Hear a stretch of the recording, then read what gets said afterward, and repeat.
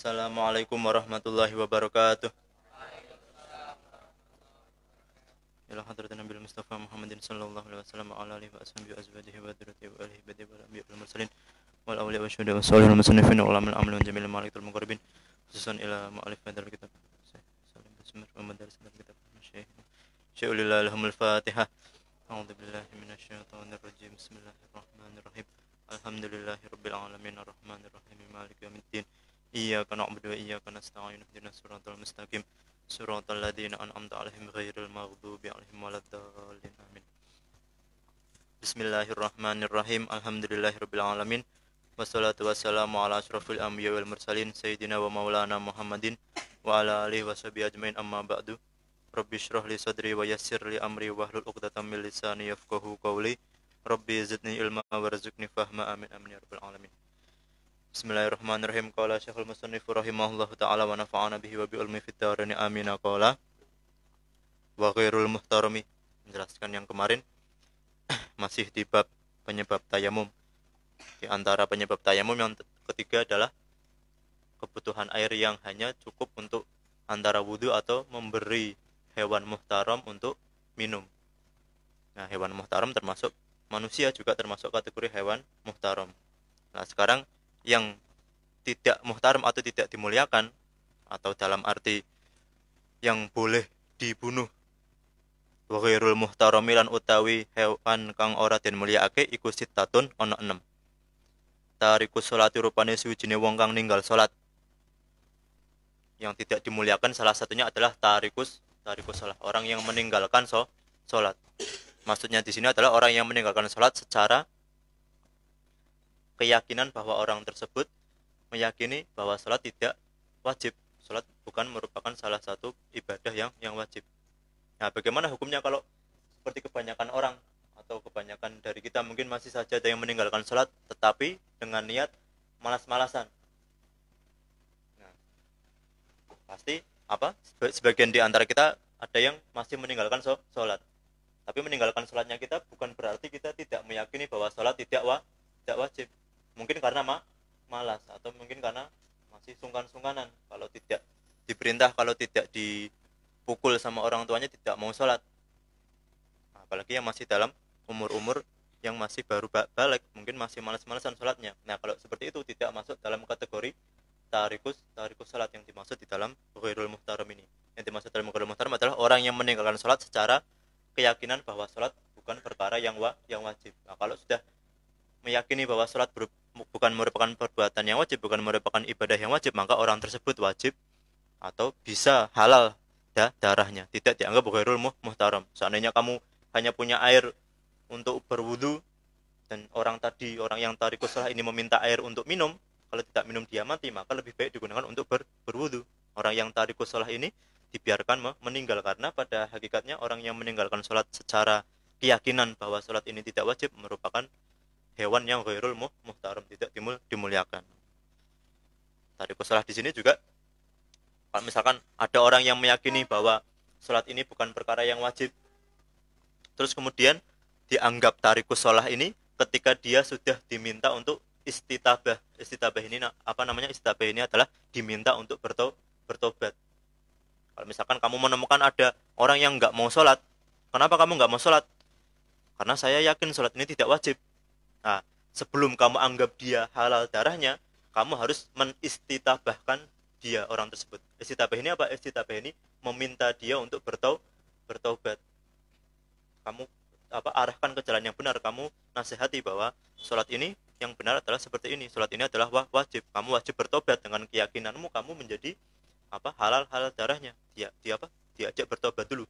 Kalau tetap tidak mau, nah, baru dia dianggap seseorang yang tarikus shalah secara keyakinan bahwa dia menganggap sholat tidak wajib, maka boleh untuk dibunuh atau termasuk ghairul muhtaram. Tarikus sholati rupane suwijine wong kang ninggal sholat, wazani lan wong kang zina, al muhsani kang bangsa zina muhsan. Orang yang zina muhsan ini dikatakan orang yang berzina muhsan jika memiliki empat syarat. Yang pertama, seorang tersebut balik, seorang yang sudah balik, seseorang yang sudah berakal, seseorang yang merdeka, dan seseorang yang sudah pernah menikah dengan pernikahan yang sah. Jadi misalkan apa? Yang dimaksud ada zani biasa, ada zani muhson. Yang dianggap ghairul muhtaram, dalam kata lain yang dianggap halal darahnya adalah orang yang berzina secara muhson. Orang zina muhson ini kriterianya ada 4, harus mencakup 4 syarat. Yang pertama dia baligh, yang kedua dia berakal, yang ketiga dia merdeka, yang keempat dia sudah pernah menikah pernikahan yang sah. Misalkan ada anak kecil melakukan perbuatan yang naudzubillah, melakukan perbuatan zina tapi dia belum menikah, dua-duanya laki perempuannya belum menikah, maka dia namanya orang zina biasa, bukan zina muhson. Tidak sampai boleh halal darahnya.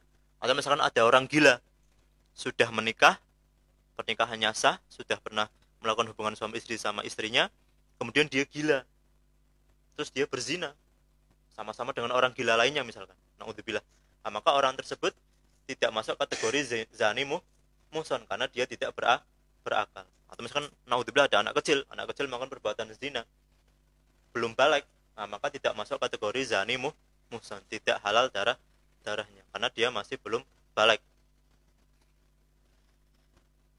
Kemudian wal murtadu lan wong kang murtad. Orang yang murtad ini adalah orang yang man qata al Islam biniyatin wa biqaulin au bifi'lin, yaitu orang yang keluar dari agama Islam secara niat atau secara perkataan atau secara perbuatan. Jadi hati-hati orang yang dianggap murtad ini tidak hanya dengan ucapannya saja. Misalkan dia cuma berniat saja, naudzubillah, niat apa? Ingin keluar dari agama Islam atau meyakini sesuatu yang termasuk apa? Dasar-dasar agama, tetapi dia tidak yakin. Misalkan dia tidak yakin rukun iman ini ada 6, dia tidak yakin rukun Islam ini ada 5 misalkan. Puasa Ramadan ini bukan rukun Islam. Pergi haji ini bukan rukun Islam. Dia meyakini seperti itu, maka dengan niat keyakinan seperti itu dia sudah keluar dari agama Islam. Itu secara niat-niat saja, atau dengan biqaulin, dengan ucapan. Kalau ucapan jelas, misalkan kamu meyakini misalkan naudzubillah Tuhan ini tidak hanya satu. Nah, walaupun dengan apa? Dengan niat bercandaan atau dengan niat tidak serius tapi lewat dilafatkan, tidak hanya diniati saja tapi terlafatkan, itu juga mayoritas mengatakan itu sudah keluar dari Islam. Atau misalkan dengan perbuatanmu misalkan Al-Qur'an kamu injak, atau Al-Qur'an yang notabene itu adalah apa? Kitab suci umat Islam, adalah firman-firman Allah.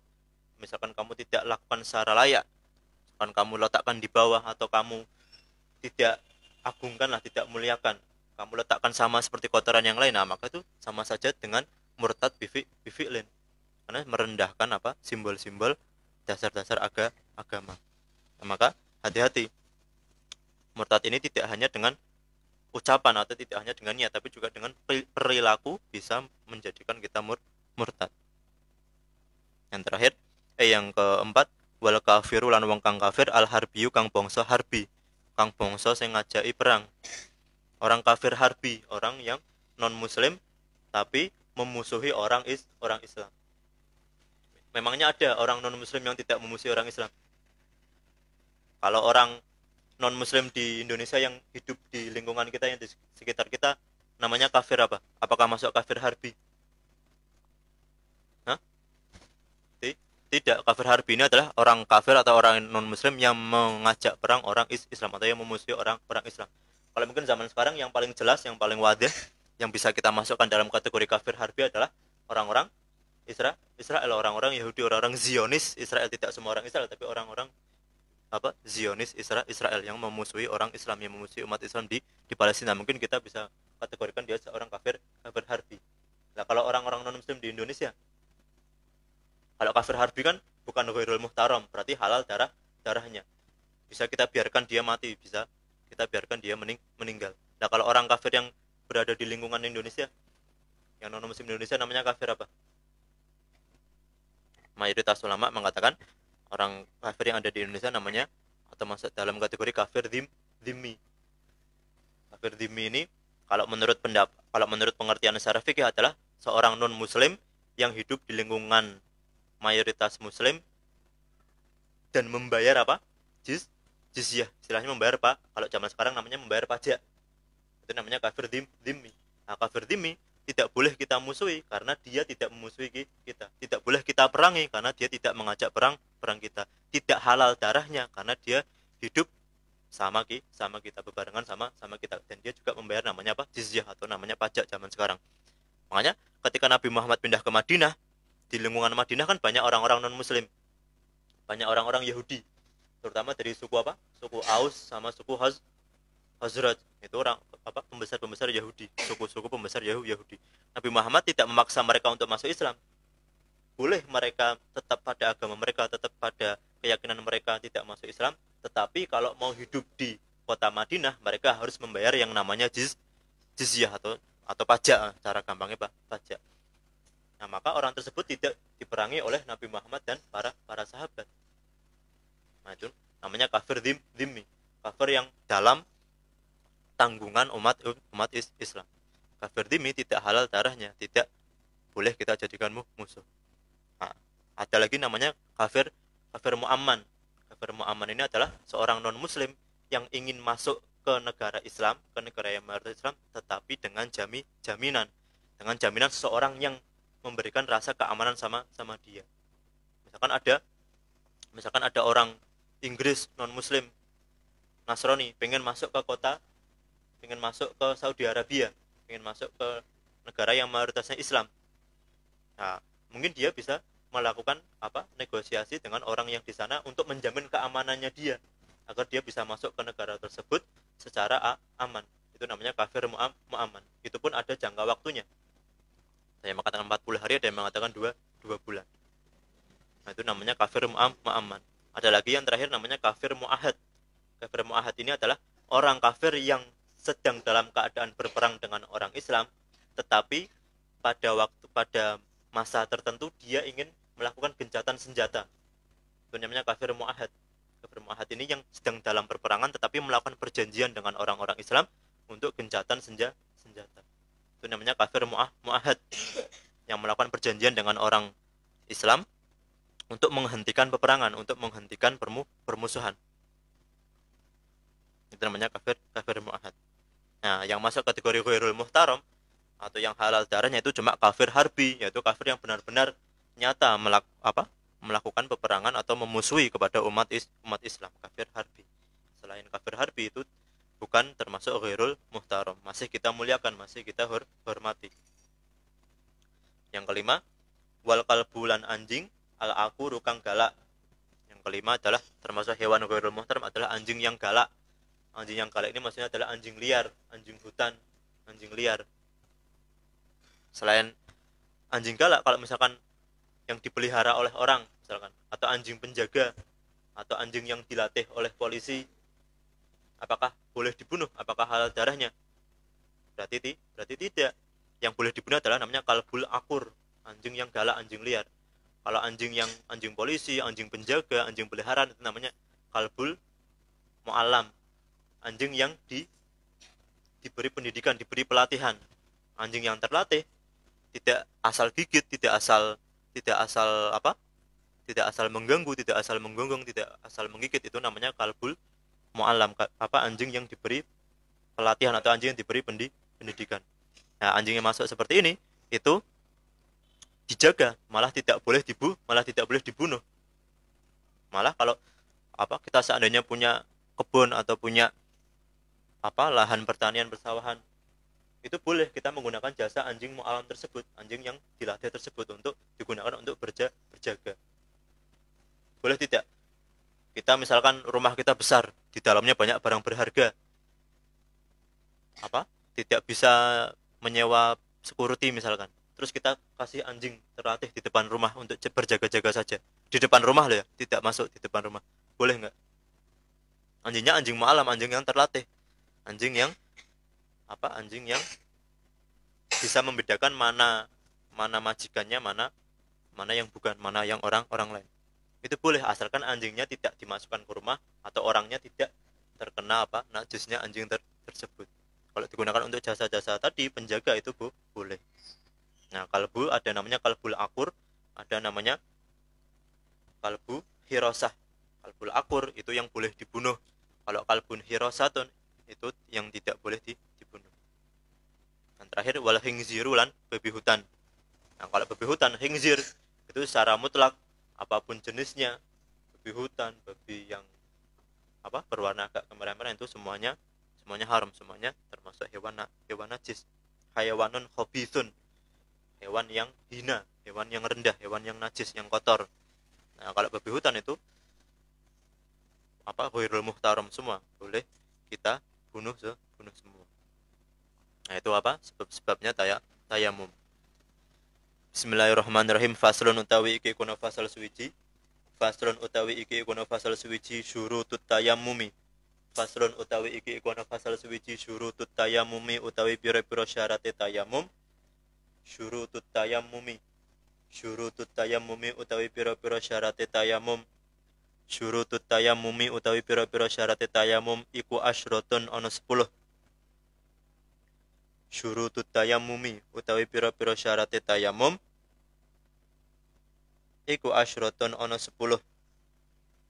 Syurutut tayammumi utawi pira-pira syarate tayamum iku asyratun ana 10. Nah, sekarang kita membahas syarat-syaratnya tayamum. Ada syarat, ada fardu atau rukun. Bedanya apa? Syarat sama fardu atau syarat sama rukun. Kalau syarat ini sesuatu yang harus dipenuhi sebelum kita melakukan sesuatu tersebut. Itu namanya syarat. Kalau rukun atau fardu itu sesuatu yang harus dipenuhi ketika kita sedang melakukan perbuatan tersebut. Misalkan syaratnya Syaratnya sholat. Berarti hal-hal yang harus dipenuhi ketika kita sebelum melakukan sholat. Fardunya sholat atau rukunnya sholat itu adalah hal-hal yang harus dipenuhi ketika di dalam sholat. Makanya wudhu ini termasuk syaratnya sholat, apa rukunnya sholat, apa fardunya sholat? Termasuk syaratnya sholat. Bersih atau suci dari hadas besar dan hadas kecil adalah termasuk syaratnya sholat, karena harus dipenuhi sebelum masuk waktunya sholat. Nah, begitu juga syaratut tayamum adalah hal-hal yang harus dipenuhi, hal-hal yang harus kita lakukan sebelum melakukan sebelum melakukan ibadah tayamum, sebelum bertayamum. Syurutut tayammumi utawi pira-pira syarat tayamum iku asyratun ana 10. Ayyakuna rupane suwijine yen ta ana. Ayyakuna rupane suwijine yen ta ana apa tayamum. Syurutut tayammumi utawi pira-pira syarat tayamum. Syurutut tayammumi utawi pira-pira syarat tayamum iku asyratun ana 10. Ayyakuna rupane suwijine yen ta ana apa tayamum. Ayyakuna rupane suwijine yen ta ana apa tayamum iku biturabin, tetep kelawan nganggo debu atau lebu. Ayyakuna rupane suwijine yen ta ana apa tayamum iku biturabin, tetep kelawan nganggo lebu, nganggo debu. Syarat yang pertama adalah yang namanya tayamum adalah bersuci dengan menggunakan debu. Ingat, debu di sini bukan pasir. Banyak yang keliru. Bukan pasir yang ada yang untuk membangun rumah itu, bukan tanah, bukan lemah. Debu ini adalah sesuatu yang menempel di dinding-dinding atau lemari atau tembok-tembok. Kalau kamu rasakan misalkan bangku yang jarang dipakai misalkan, atau tembok yang jarang dibersihkan, kalau kamu sentuh itu pasti ada debunya. Itu pasti ada semacam kayak semacam kayak kotoran-kotoran, tapi itu bukan kotoran, namanya debu atau turab. Yang pertama adalah menggunakan debu, turab kholis, debu yang benar-benar murni, benar-benar debu. Kalau kamu sentuhkan tanganmu atau gerakkan tanganmu di tembok atau di mana itu, kamu bisa menarik atau mengambil debu biturabin. Diingatnya debu ini bukan pasir atau bukan tanah. Wa ayyakuna lan yen ta ana, yang kedua, wa ayyakuna lan yen ta ana apa aturabu lebu, wa ayyakuna lan yen ta ana apa aturabu lebu, debu ana iku tahiran, debu kang suci. Wa ayyakuna lan yen ta ana apa aturabu debu atau lebu Kalau bahasa Jawanya, bahasa kitabnya apa? Bledug. Biasanya kalau kamu apa guru-guru kita kalau memaknai turab ini biasanya bledug atau debu, lebu. Wa ayyakuna lan yen ana apa aturabu lebu, ana iku tahiran, lebu kang suci. Syarat yang kedua adalah debu yang digunakan untuk bertayamum haruslah debu yang suci. Nah, kalau kamu pernah jumpai, kalau di Pekalongan mungkin belum pernah dijumpai, kalau di masjid-masjid tertentu atau musola-musola tertentu itu biasanya sudah disediakan yang namanya sundukut turab. Sundukut turab ini kotak yang di dalamnya debu untuk bertayamum. Kalau insya Allah nanti kita diberi ziarah ke Mekah, ke Madinah atau ke negara-negara yang lain, itu biasanya di musola-musolanya atau di masjid-masjidnya disediakan yang namanya kotaan di dalamnya berisi debu. Jadi kalau orang ingin bertayamum tidak perlu repot-repot cari, tinggal buka lemari tersebut, buka kotaknya, ambil debunya. Nah, mungkin kalau di sini belum pernah lihat. Tapi kalau di sini misalkan kamu bertayamum, ya kamu cari di tembok-tembok atau cari di atas meja-meja misalkan. Yang jelas tembok atau meja tersebut harus yang suci. Nah, karena syarat yang kedua adalah debunya harus debu suci. Memang ada debu yang tidak suci. Debu yang tidak suci adalah debu yang terkena najis atau debu yang sudah digunakan untuk membersihkan najis. Najis apa yang dibersihkan dengan debu? Najis apa? Najis mughalladah. Najis mughalladah kan dibersihkannya salah satunya selain dengan 7 kali dibasuh dengan air, salah satunya dengan menggunakan debu. Nah, debu yang bekas untuk mensucikan najis mughalladah ini kalau kamu pakai untuk bertayamum tidak sah karena debunya tidak suci. Atau yang tidak masuk kategori debu suci adalah debu mustakmal, turab mustakmal. Debu yang sudah pernah digunakan untuk bertayamum. Nah, namanya debu mustakmal itu juga tidak suci. Misalkan ada temanmu bertayamum ngambil di sini. Terus digunakan untuk bertayamum. Debunya masih sisa di tangan. Ada temanmu lagi, dia malas nyari debu, dia ambil debu yang ada di tangannya temanmu bekas membasuh wajah ini, bekas mengusap wajah ini, maka tidak boleh karena sudah digunakan untuk bertayamum. Namanya turab mustakmal. Atau dinamakan juga turab mustakmal adalah debu yang berceceran ketika setelah mengambil debu untuk bertayamum. Misalkan temanmu ngambil debu untuk tayamum, terus tanasar, kecret, terjatuh di atas kitab ini misalkan. Nah, temanmu datang ngambil debu yang di atas kitab ini yang bekas jatuhannya pengambilan debu dari temanmu tadi, itu juga tidak sah karena termasuk turab mustakmal. Tidak suci. Turab mustakmal bukan najis tapi tidak bisa mensucikan, tidak bisa digunakan untuk bertayamum. Nah, maka harus cari yang tohiron. Sesuai dalam Al-Qur'an apa? Fatayammamu so'idang toyiba, maka bertayamumlah so'idang toyiba. Toyiba maksudnya bersih, suci, tohiron. Syarat yang ketiga, wa alla yakuna lan yen to ora ana apa turab, wa alla yakuna lan yen to ora ana apa turab, wa alla yakuna lan yen to ora ana apa turab iku mustakmalan, debu kang wis den gunakake. Wa alla yakuna lan yen to ora ana apa turab apa lebu, wa alla yakuna lan yen to ora ana apa turab apa lebu.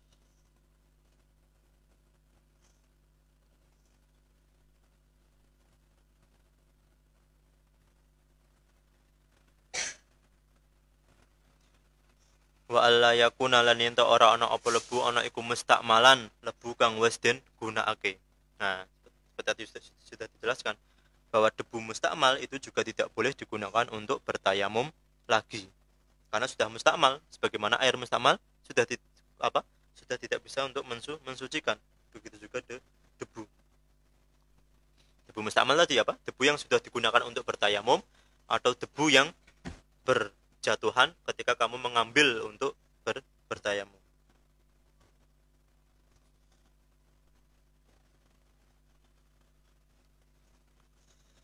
Wa alla yukhalita lan yen to ora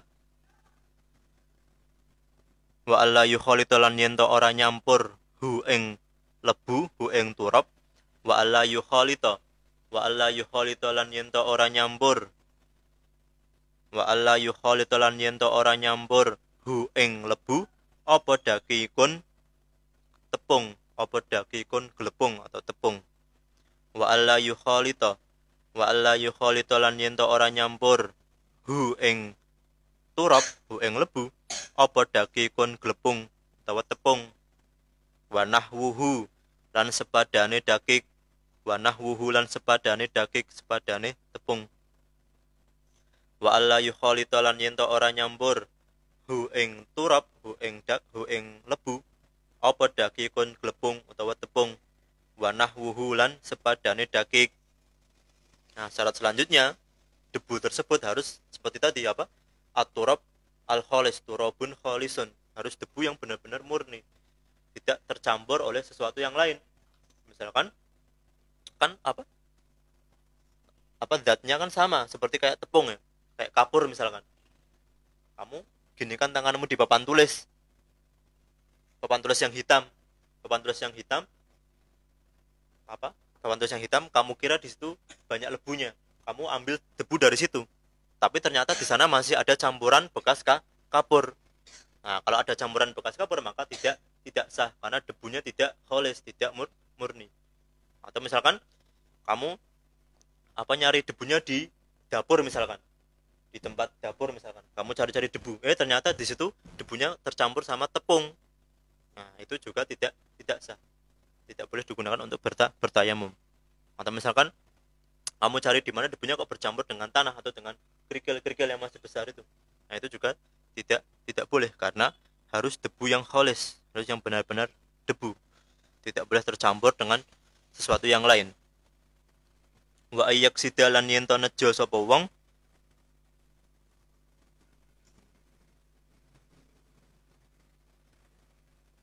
wa ayyak sidalan yen to nejo sapa wong hu ing turab wa ayyak sidalan yen to nejo wa ayyak sidalan yen to nejo sapa wong wa ayyak sidalan yen to nejo sapa wong hu ing lebu hu ing turab, harus menyengaja untuk mengambil debu tersebut. Wa ayyak sidalan yen to nejo sapa wong wa ayyak sidalan yen to nejo sapa wong hu ing turab. Maksudnya adalah kalau mau bertayamum, seseorang tersebut harus menyengaja, harus menyengaja mengambil debu tadi untuk dipindahkan ke anggota tubuh, ke wajah atau ke tangan. Tidak boleh kamu lagi jalan tiba-tiba tanganmu menyentuh tembok, ada debu, kamu nggak sengaja padahal untuk mengambil debu tersebut terus kamu gunakan untuk bertayamum, itu tidak boleh. Harus ada yang namanya qasd, menyengaja mengambil debu untuk dipindahkan ke anggota tubuh yang diusap ketika bertayamum. Nah, maka kalau seandainya misalkan kamu berada di lapangan atau berada di tanah lapang atau berada di padang pasir, tiba-tiba ada angin kencang, debunya ke wajahmu, safat hurih, debunya diterbangkan oleh angin misalkan sampai ke wajah, sampai ke tangan, terus kamu niat tayamum, boleh nggak? Tidak boleh karena tidak ada qasd tahwil, tidak ada menyengaja memindah debu dari tempatnya ke anggota tubuh.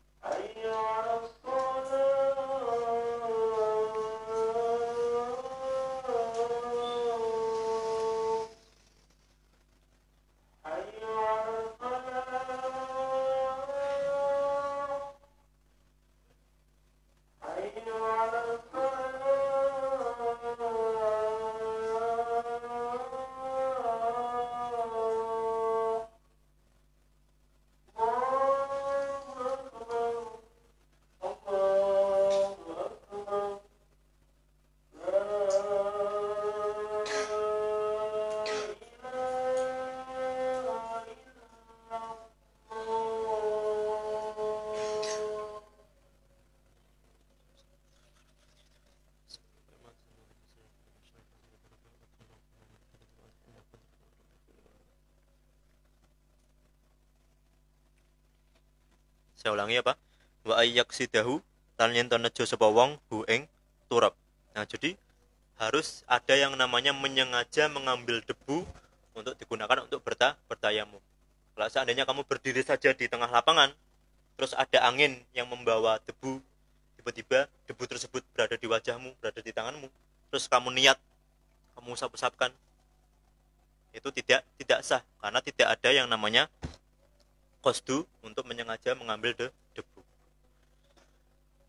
Wa ayyam sahalan yen to ngusap sapa wong, wa ayyam sahalan yen to ngusap sapa wong wajhahu ing wajahe wong, wa ayyam sahalan yen to ngusap sapa wong, wa ayyam sahalan yen to ngusap sapa wong wajhahu ing wajahe wong, wa yadaihi lan tangan lorone wong, wajhahu ing wajahe wong, wa yadaihi lan ing tangan lorone wong, wa yadaihi lan ing tangan lorone wong, bidhor bataini kelawan rong pukulan, bidhor bataini kelawan rong pukulan,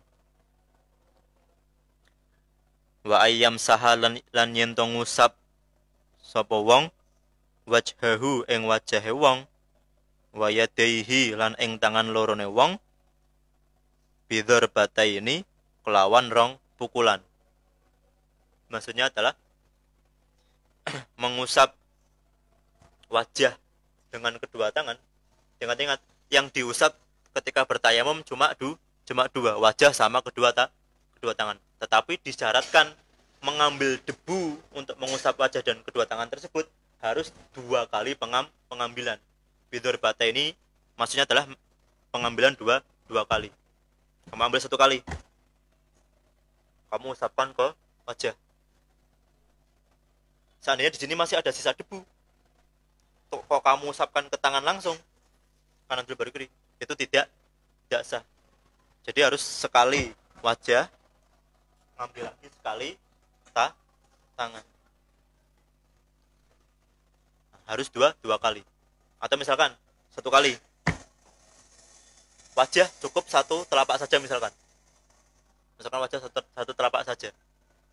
Nah, yang ini digunakan untuk yang tangan kanan.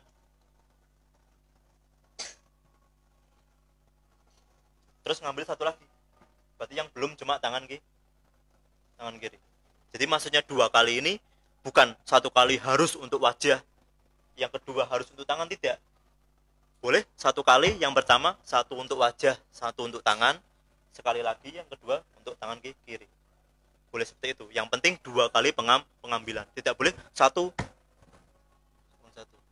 Yang ini didurai separuh, masih ada separuh, ambil lagi. Itu tidak boleh. Harus 2 kali pengambilan, 2 kali mengambil debu. Sudah tahu cara ngusap tayamum? Sudah ya? Ambil penuh debu semua.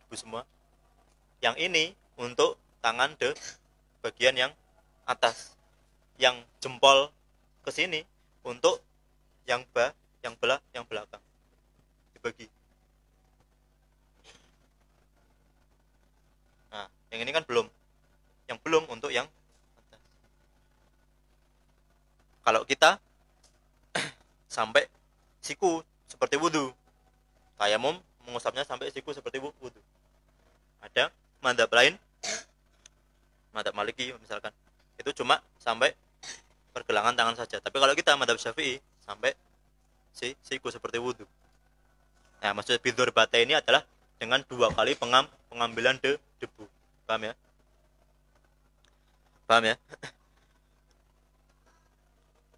Wa ayyuzila lan yen to ngilangi sapa wong, wa ayyuzila lan yen to ngilangi sapa wong, wa ayyuzila lan yen to ngilangi sapa wong an najasata ing najis,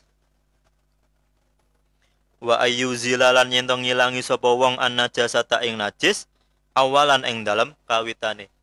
Wa ayyuzila lan yen to ngilangi sapa wong, wa ayyuzila lan yen to ngilangi sapa wong an najasata ing najis awalan ing dalem kawitane.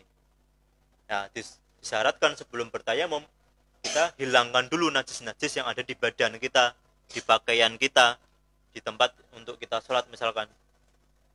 Harus kita hilangkan dulu najisnya.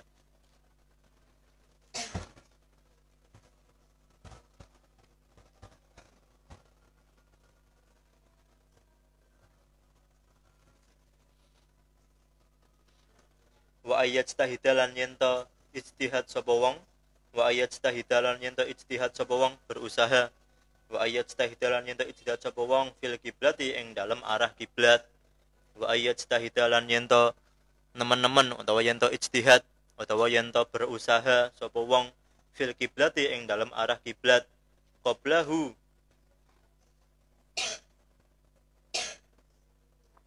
ing dalem sadurunge tayamum.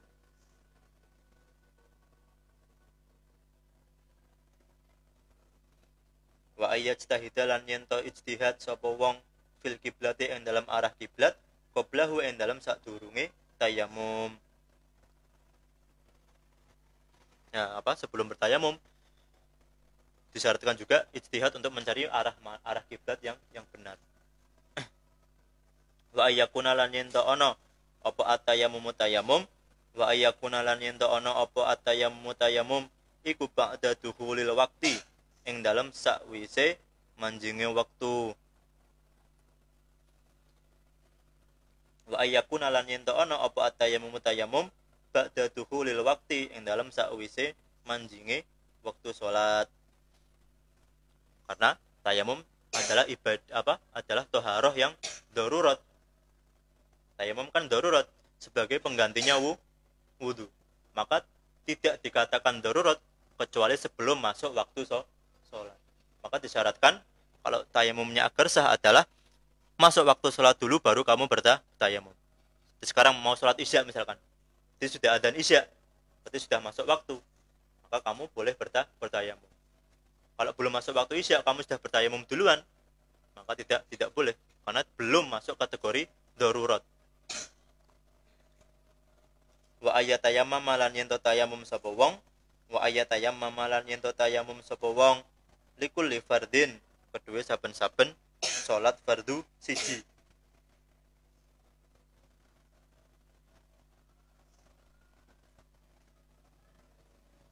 Wa ayatayammama lan yento tayamum sapa wong likulli fardin kedue saben-saben fardu siji.